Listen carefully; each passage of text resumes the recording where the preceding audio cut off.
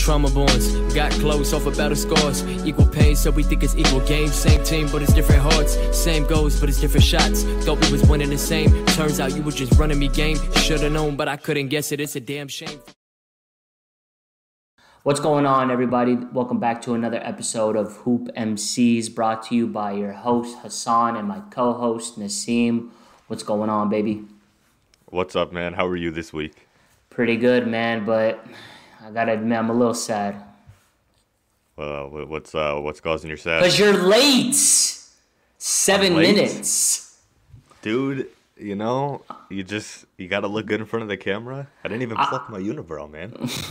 I'm actually not mad because I'm pretty much late all the time when we record these things, but... Yeah, you did sleep through a whole episode once.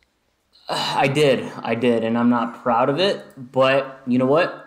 Let's put all that stuff behind us because we got some good stuff to talk about. For the first time ever in the history of this show, we actually have an agenda for you folks, so it won't be dog water. So, yeah. So let's go ahead and... You guys are excited. Yeah, because I know I am. I can tell, dude. All right, let's get this going. Let's kick it off with the first point in our agenda, the Rockets' winning streak. Now, I know we try to be as unbiased with the Houston Rockets on the show, but hey, they're one of the hottest teams in the league right now, so we got to talk about them. Yeah, I mean, we're on a 6-game win streak, dude, but I'm not letting the parasites sneak back into my brain. It's a fun team to watch, and they have a lot of heart. I'll give it. I'm trying to think of what kind of team they remind me of. Like they're not serious at all, but they're a fun and a team with a lot of heart. I actually thought about this either yesterday or today this morning, but I don't remember following them or keeping up with them in the past. But remember when the Pelicans upset the Blazers? They swept them in the playoffs. I feel like that was a fun team, so I wanna say we're kind of like that team. Although I'm just pulling stuff out of my butt, to be honest with you. So, but I think they may have been like the number 6 seed that year, if I'm not mistaken, and they went ahead and upset the Blazers. They swept them, but I don't know. That was embarrassing. It was extremely embarrassing for the fact that a 3 seed got just freaking swept by, an Anthony Davis-led team. But that team was actually pretty, nice. They had some pretty good pieces. They had Rajon Rondo.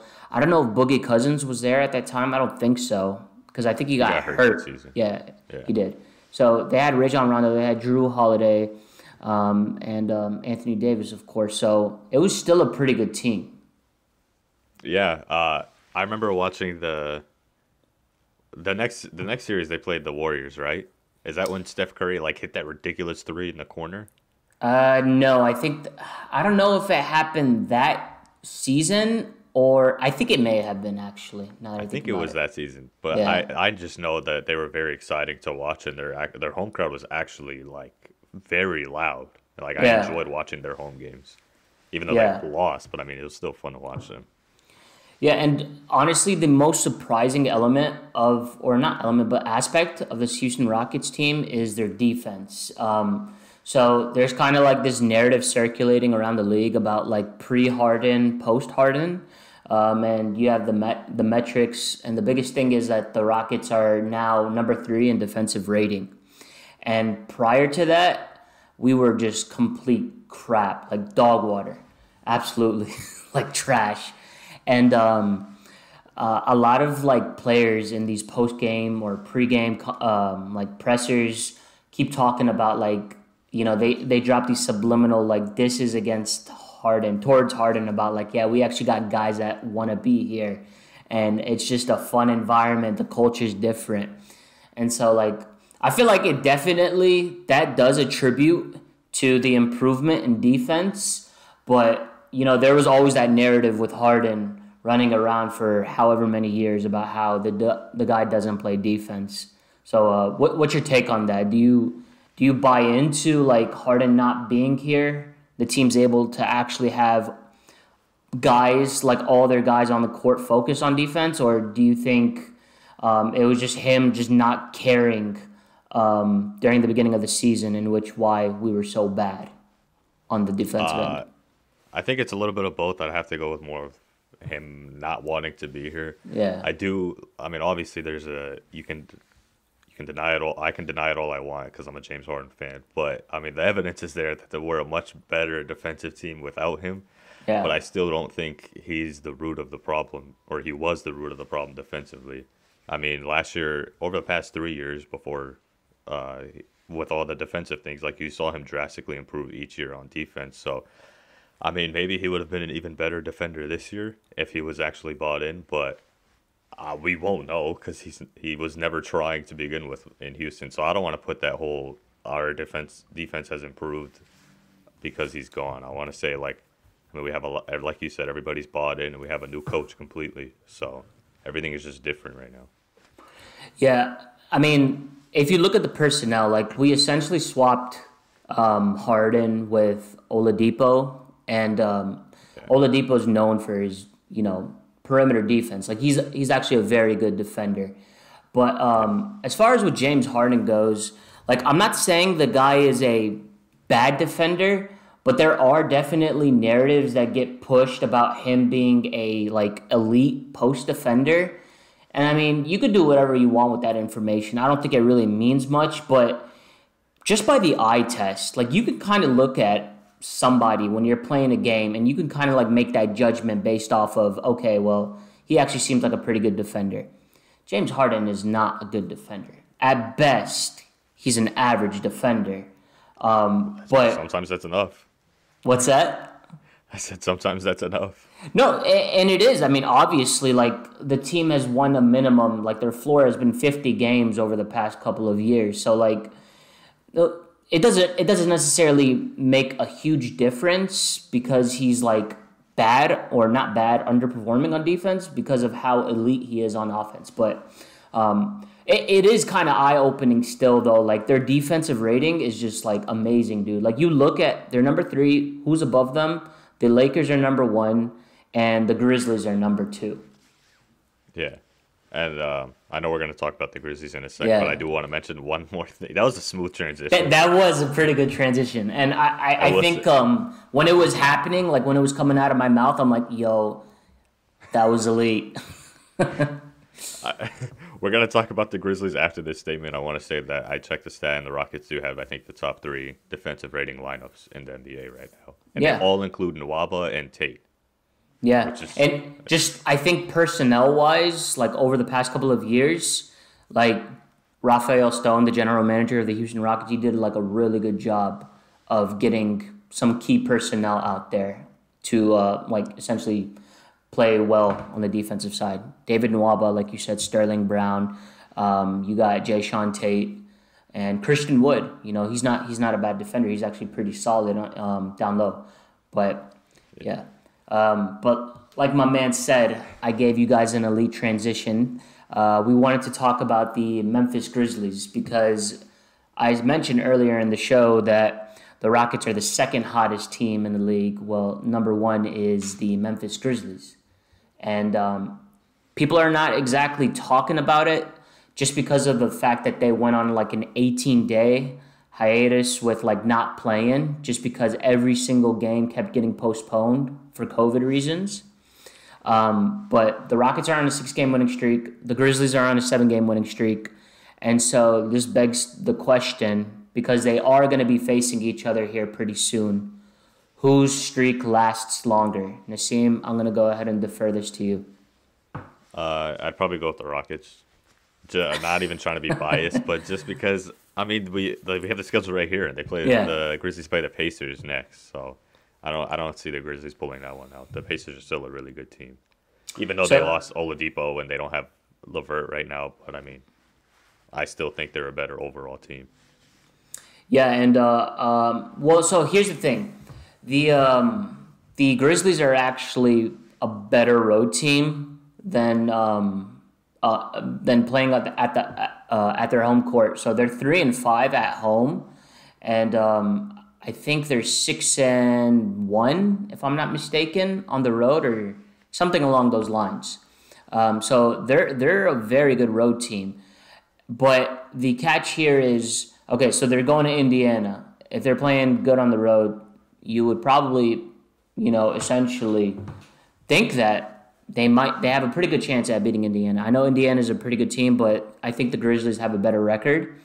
And then they play the Rockets. And so essentially that streak is going to get snapped, either theirs or the Grizzlies. They're playing at home, Memphis, and they're not really a great home team. So, and I think the Rockets' home record is 5-5. So they're average at best at home or on the road. So we'll see. Honestly, I don't know. I'm letting my brain eating amoeba take over, and I'm saying the Rockets are going on a 22-game win streak. If I was a betting man, I think the Grizzlies will probably keep their streak going longer. They got Indiana on the road, Houston. And I'm going to make another point as to why I believe that. But they got Indiana on the road, Houston, Pelicans on the road, Toronto at home, Charlotte at home. None of those games are back-to-back. The Rockets are actually going to be playing a back-to-back with the Grizzlies, with the game before being against the Thunder. And if I'm not mistaken, I think John Wall and Oladipo, they're having those restrictions. And so I think they're going to have Wall sit out tomorrow and then play on Wednesday, and then Oladipo play tomorrow and then sit out Wednesday, if I'm not mistaken. So they're going to be playing with a shortened roster, if you will. Yeah, I still want to say, this Rockets roster is just so weird to me seeing it. But, I mean, I don't know, man. I'm going to let my brain-eating amoeba make the decision here and say the Rockets are going to pull out both games.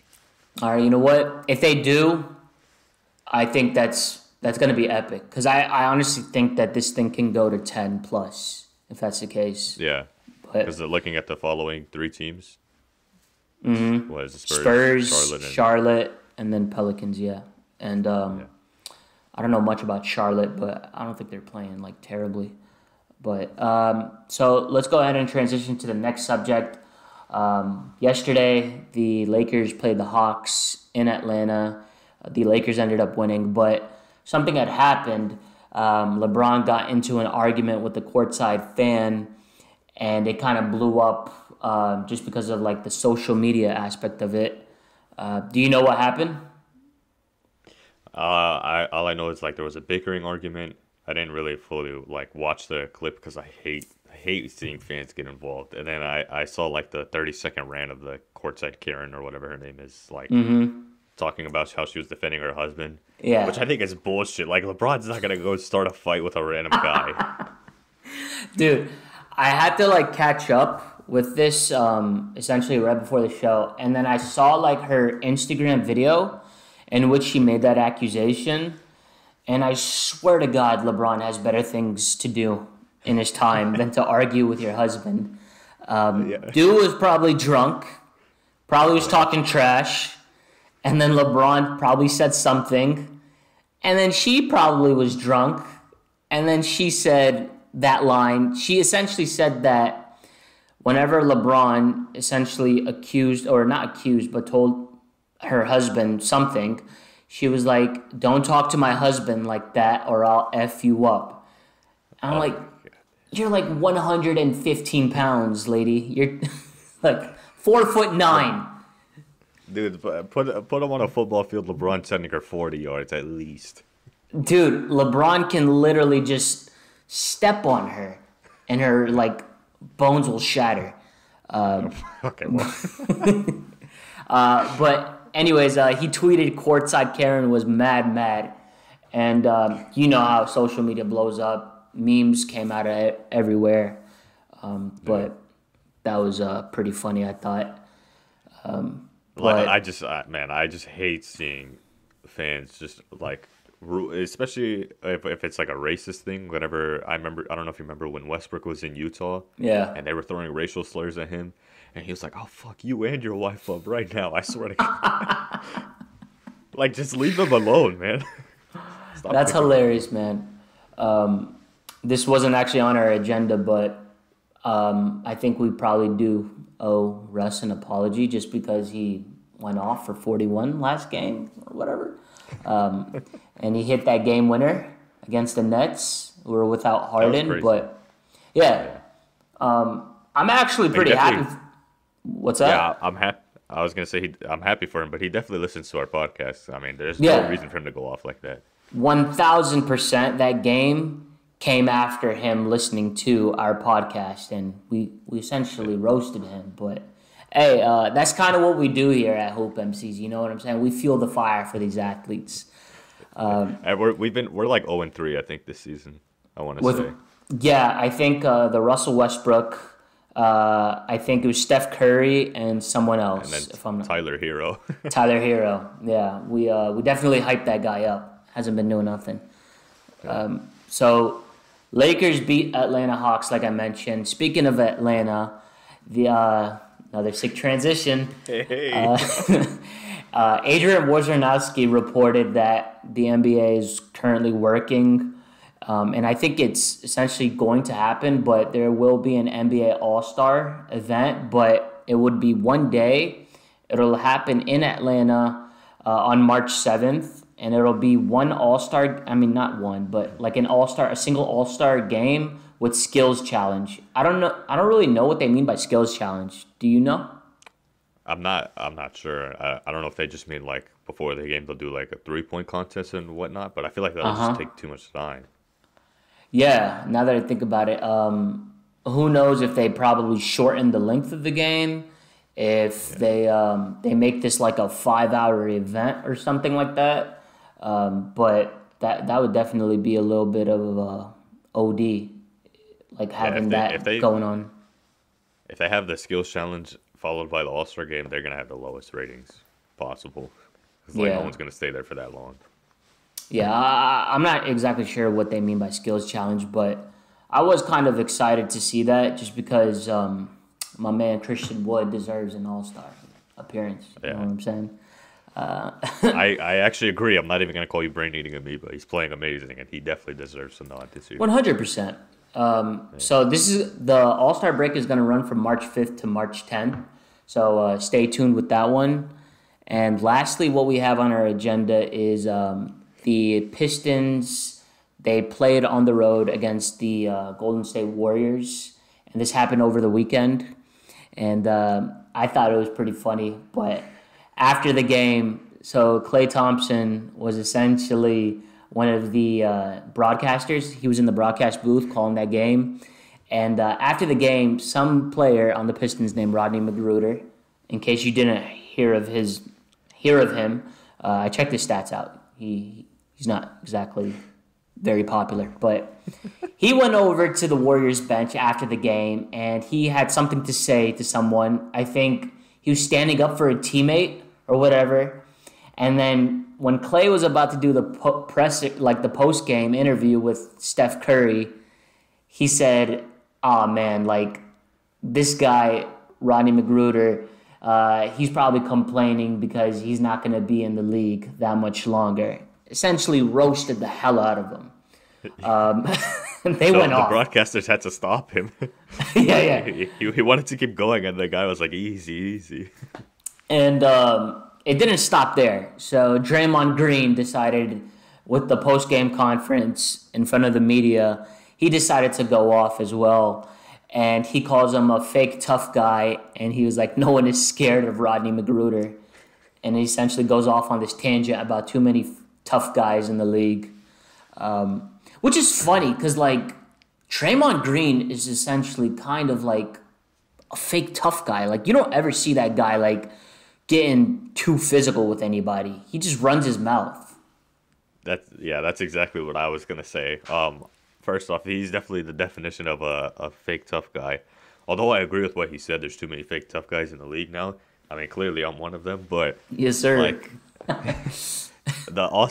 I agree with what he's saying, but it's hypocritical, and it was also very cringeworthy. Sound it out, Nassim. Sound it out. Hypocritical. Anyways, it was like super cringe-worthy watching the interview. I don't know if you watched like the full 2 minutes, but like he kept looking around. It looked like he was waiting for somebody to laugh or say something, and he would just pause for like 10 seconds, and then he would just start talking, and he just keep looking around like, dude, like, have confidence when you're saying this shit. You were just talking about it 2 seconds ago. I actually did watch all of it. It was like a minute and 50 seconds where he just starts talking about that. And yeah, he just I tried listening to see if anybody was laughing, but it just went complete crickets in the background. Yeah. And I think that's why it just was so awkward, man. He's like, oh shit, nobody really cares. Yeah. But that was pretty entertaining. I think with the Draymond Green thing, LeBron James, NBA's back, you know, in terms of the entertainment value. But I can't wait till these locker room fights start breaking out, man. Yeah, I'm waiting for it. Honestly, this year the league has been actually pretty filled with drama. I would think with the Harden stuff. That's essentially it. But no, Bradley Beal voicing his basically displeasure with the team sucking and all that stuff. But yeah, essentially the Harden stuff, really. I was waiting for you to go on a list, and you just stopped. Yeah, I kind of hurt myself with that one, but anyways, I think we're gonna go ahead and wrap it up for this episode, unless you can think of anything else. No, man, it's really, we just talk about any storylines that come up within a couple days. Yep. We just need one fight, man, and it's gonna be a domino effect. Yes, sir. So we will go ahead and wrap it up. Like I said, thank you guys for tuning in. Make sure you follow us on our social media platforms, Instagram and Twitter.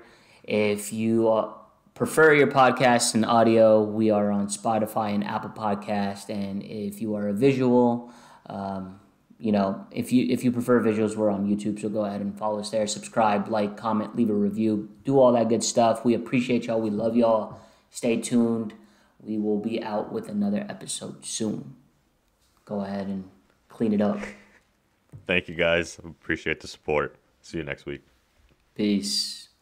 Later. Trauma bonds, got close off of battle scars. Equal pain, so we think it's equal games. Same team, but it's different hearts. Same goals, but it's different shots. Thought we was winning the same. Turns out you were just running me game. Should've known, but I couldn't guess it. It's a damn shame.